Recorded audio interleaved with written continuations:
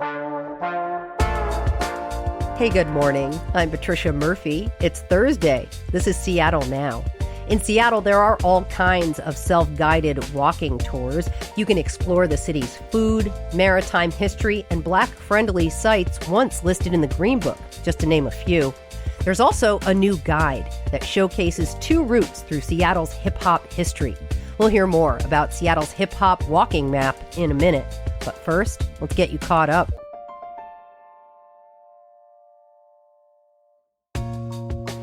A lawsuit over the effects of the 2021 heat dome is moving forward. This after a King County judge rejected a motion to have the wrongful death lawsuit tossed.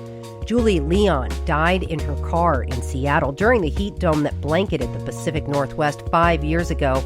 Leon's daughter filed suit, accusing oil companies of knowingly pushing a product that warms the climate and causes deadly extreme heat events. We talked with her about it on the show last year. The suit is being widely watched as a test case for wrongful death claims against climate polluters. The oil companies argue the lawsuit was an effort to regulate their emissions, which should be left to the federal government.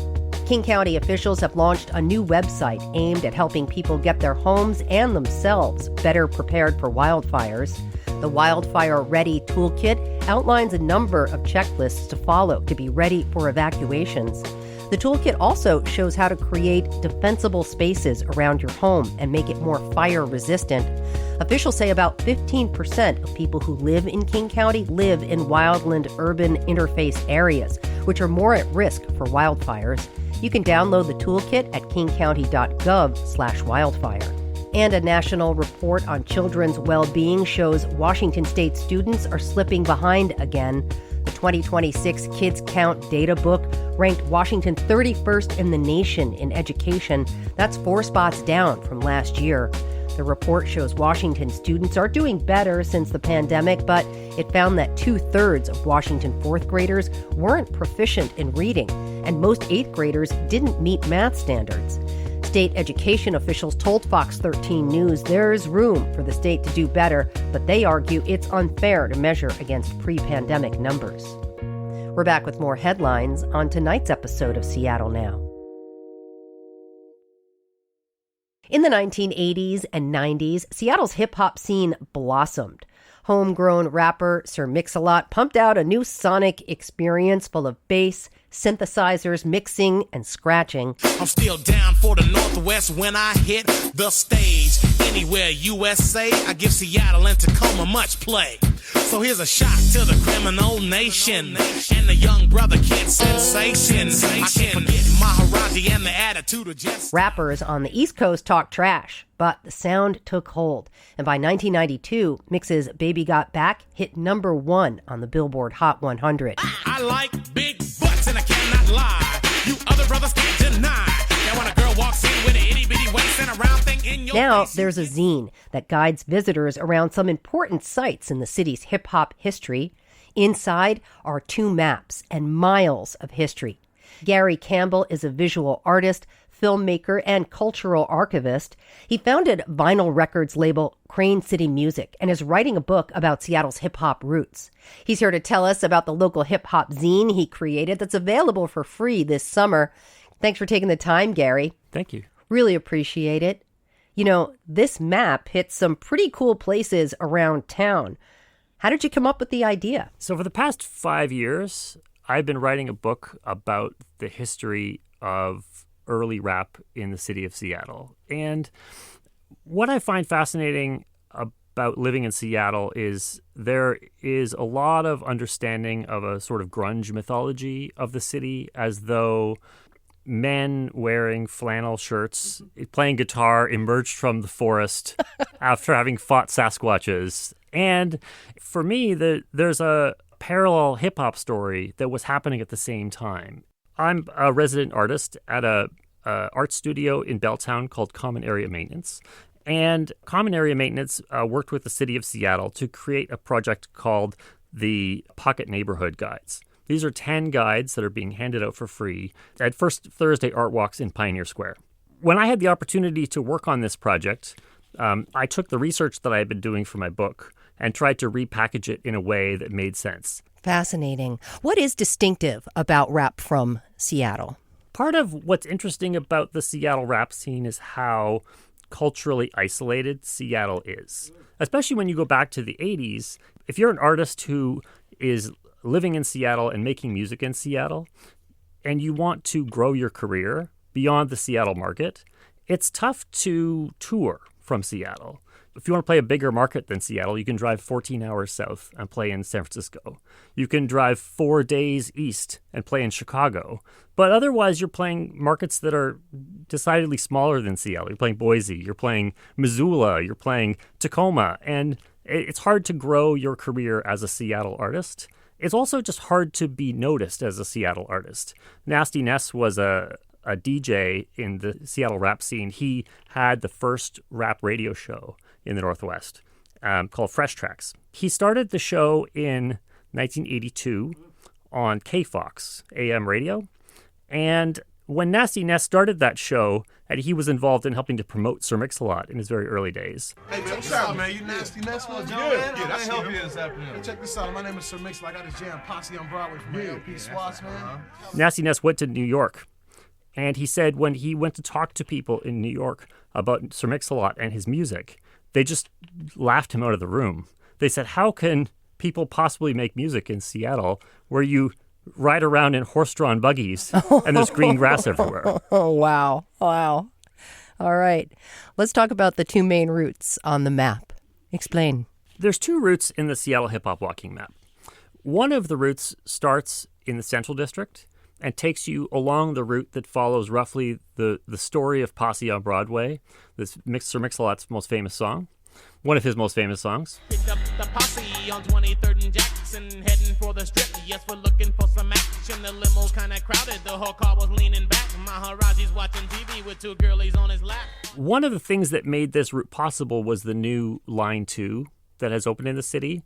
And you start this route at Judkins Park Light Rail Station. The route ends at Capitol Hill Light Rail Station, and both of those stations are on the 2 line, making for an easy loop when you start at one end and you end at the other. This connection between these two stations also happens to line up roughly with the route that appears in Sir Mix-a-Lot's song Posse on Broadway. So you start at Judkins Park Station, you walk through the Central District, there's a number of stops along the way, you learn where Mix grew up, you discover places where he was discovered as an artist, you learn a number of other stories about other artists who were active in the Central District in the early days, and you end at Dick's Drive-In. I love it. The second route travels from the Seattle Center, starting at KXP in the Seattle Center, and follows you through some of the various places in the Seattle Center, artists who played at Bumbershoot in the early days. You follow the route through Belltown, through some of the clubs and bars that were both popular with the grunge scene, but also were hubs for early hip-hop music. And you end the tour at Westlake Station downtown. So again, you can create a loop with this with the monorail, where both the start and end of the walk. And it was important for me to find ways that the routes could be something that you could do as an easy loop. They are not too long. They're roughly 4 miles each, so that's sort of 2 to 3 hours of walking time. The routes are roughly flat around the city, so this is a chance really to go explore, go for a walk, and see your own city with new eyes. There's some pretty historic spots in Seattle's hip-hop story. Let's talk about a couple of them that are interesting. Sure. At Westlake Station, Kid Sensation recorded his music video for Seatown Ballers. Taking over radio all across the nation. Seattle's next rap star, Kid Sensation. Living large, money to the ceiling. This was a song that came out in fall of 1990. And Kid Sensation was a big figure in the local rap scene in the late 80s and early 90s. He emerged out of Sir Mix-a-Lot's posse and appeared on a number of early Sir Mix-a-Lot records before he broke out as a solo artist on his own. One of the things, Westlake Light Rail Station opened officially on September 15th, 1990. Kid Sensation actually recorded his music video at Westlake Station just before it opened, so he had unfettered open access to the station. And you see in the video, Kid Sensation and his posse are breakdancing on the platforms in front of the new murals and celebrating the new exciting Seattle that is about to come. fun fact that it was before the station even opened. Correct. That's really interesting. Also, Sir Mix-a-Lot's childhood home is there.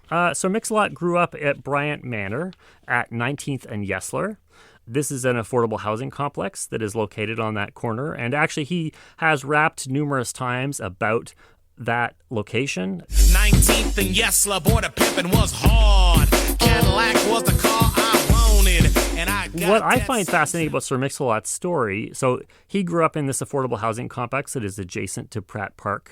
During the years when Mix was a child, Seattle was very interested in desegregating Seattle high schools.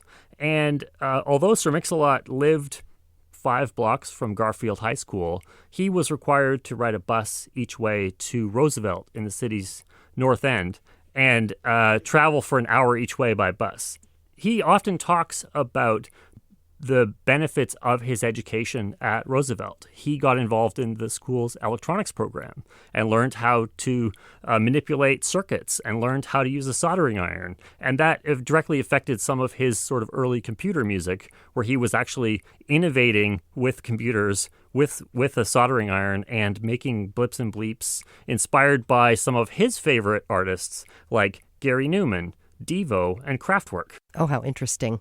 Are there places you would have liked to include on this map, but you couldn't because they're gone? There are a number of locations here where there's a pin on the map, and as you walk around the walking tour, you end up standing in front of a shiny new condo tower, or you end up standing in front of a ruin that is simply a broken concrete in a parking lot. And, many of these buildings are gone. And that is a reality of Seattle is a city that is rapidly gentrifying, and we have a tendency to look at some of this history as if it's throwaway, as if it's not important. And one of the things I was really interested in doing was highlighting both where the history happened, but also looking at places that maybe aren't there anymore and giving the person doing the walking tour a chance to reflect on the history and the changes that are occurring. We mentioned Posse on Broadway earlier. Posse on Broadway is, of course, Sir Mix-a-Lot's big song.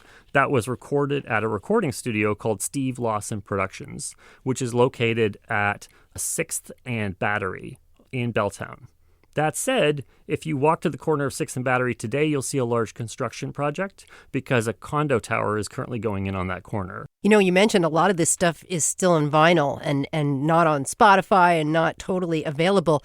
Give me a few songs I might put on my soundtrack while I'm walking this map. The easiest things to include would be albums from Sir Mix-a-Lot. Sir Mix-a-Lot's albums are absolutely wonderful. They're full of local references. He talks about places in the Central District. He talks about the places in Capitol Hill. His songs are often fun stories full of little capers and adventures with him and his posse as they drive around the region, and they're just wonderfully entertaining songs. Posse to the burger stand so big we walk in twos. We're getting dirty looks from those other sucker crews. Kid Sensation dropped the 20 and didn't even miss it. Skeezer from another crew. She picked it up and kissed it. Kid Sensation, who, as I said, was another major artist that came out of Sir Mix-a-Lot's posse. His albums are very similar in having a sort of similar vibe and a similar tone. That said, there's also artists. I make reference to an artist here, Frostmaster Chill. Saying the central, the only good thing is a good crook, but nevertheless, I keep striving. No, I'm not a negative brother, but I go wild when someone tries to step to this lyricist. My attitude quickly changes, strictly wicked and treacherous. He represents in some ways the gangster rap, the darker, more sinister side of Seattle rap music. His studio was based at 19th Avenue in East Union, out of the basement of his grandmother's house. And many early rap records from Seattle were recorded there at his studio in the basement. What has been really fun about working on this project? For me, it's been walking around the city and seeing the city with fresh eyes myself. It's something else entirely to go walk the streets and go to the actual places where this history happened and see it for myself. Gary Campbell is a multimedia artist, writer, and creator of Seattle's hip-hop map. Gary, thanks so much for taking the time. Thank you. You can pick up a map at Seattle's first Thursday Art Walks, August 6th and September 3rd at King Street Station. Check out the show notes to find out more. Thanks for listening to Seattle Now. Take a moment to rate and review the show in your podcast app. And before we go, a question. This week on the show, we're asking you what surprised you about the World Cup in Seattle.